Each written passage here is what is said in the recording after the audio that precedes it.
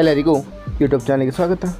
ಈ ಒಂದು ವಿಡಿಯೋದಲ್ಲಿ ನಾವು 7ನೇ ತರಗತಿ ಪ್ರಥಮ ಭಾಷೆ ಕನ್ನಡ ಪೂರಕ ಪಾಠ 2 ಗೊಂಬೆ ಕಲಿಸುವ ನೀತಿ ಇದರ ಪ್ರಶ್ನೋತ್ತರಗಳನ್ನು ನೋಡೋಣ. ಕೊಟ್ಟಿರುವ ಪ್ರಶ್ನೆಗಳಿಗೆ ಒಂದು ವಾಕ್ಯದಲ್ಲಿ ಉತ್ತರಿಸಿ.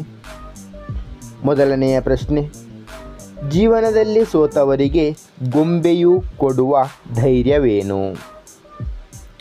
ಉತ್ತರ, ಜೀವನದಲ್ಲಿ ಎಷ್ಟೇ ಏಳು ಬೀಳುಗಳು ಬಂದರೂ ಸೋಲದೆ ತಲೆಬಾಗದೆ ನಗುನಗುತ್ತಾ ಇರಬೇಕು ಎಂದು ಗೊಂಬೆಯು ಜೀವನದಲ್ಲಿ ಸೋತವರಿಗೆ ಧೈರ್ಯ ಕೊಡುತ್ತದೆ. ಎರಡನೆಯ ಪ್ರಶ್ನೆ, ಗೊಂಬೆಯು ಹೇಗೆ ತೂಗುತ್ತಿರುತ್ತದೆ? ಉತ್ತರ, ಗೊಂಬೆಯು ಕಷ್ಟವೇ ಇರಲಿ ಸುಖವೇ ಇರಲಿ ಅಳುಕದೆ ಆಡಿ ತೂಗುತ್ತಿರುತ್ತದೆ. ಮೂರನೆಯ ಪ್ರಶ್ನೆ, ತಾವು ಕಷ್ಟಪಟ್ಟರೂ ಲೋಕಕ್ಕೆ ಉಪಕಾರ ಮಾಡುವ 3 ಸಂಗತಿಗಳು ಯಾವುವು?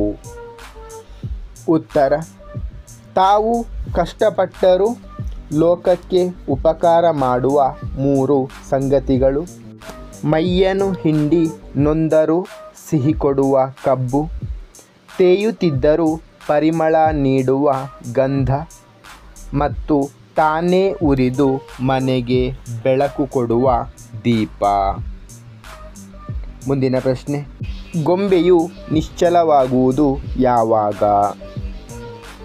ಉತ್ತರ, ಆಡಿಸುವಾತ ಅಂದರೆ ಜೀವ ತುಂಬಿದ ದೇವರ ಕೈ ಸೋತಾಗ ಗೊಂಬೆಯು ನಿಶ್ಚಲವಾಗುವುದು.